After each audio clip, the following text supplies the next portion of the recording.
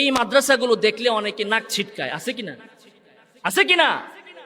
বলে যে মোল্লা ফকির মিসকিন, জাকাত খায়, ফেতরা খায়, মানুষের দান খায়া বড় হইছে, মানুষের বাড়ি বাড়ি খায়া বড় হইছে, মোল্লা আবার বড় বড় কথা বলে। এমন লোক আছে কিনা? আছে না? মাদ্রাসাওয়ালারা যে দান খায়, এটা কি মানুষের থেকে জোর কইরা খায় না মানুষ মহব্বত কইরা দিয়া যায়?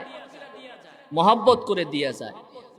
তো মাদ্রাসার ছাত্ররা তো মানুষের মহব্বতের দান খায়রাত খায়, আর তোরা তো জোর জবরদস্তি করে মানুষের অস্ত্র ঠেকিয়ে চাঁদাবাজি করে তোরা খাস। কথা ঠিক কিনা? ওরা তো কলমের খুঁচা দিয়ে মানুষের পকেট কেটে নিজের পকেট বড় করে। এমন লোক আছে না নাই সমাজের ভিতরে? তো যারা মানুষেরটা জোর করে খায়, দুর্নীতি করে খায়, এমপি হয়ে রাস্তার টাকা মেরা দেয়, জনগণের প্রাণের চাল খেয়ে ফেলে বেচ্চা দেয়, এই লোকরা মাদ্রাসার আলেম ওলামাদেরকে বলে যে মানুষেরটা খায়া বড় বড় কথা কয়। যারা এমন কথা বলে খোঁজ নিয়ে দেখেন এরা জিন্দিগিতে মাদ্রাসায় চারে না পয়সাও দান করে না।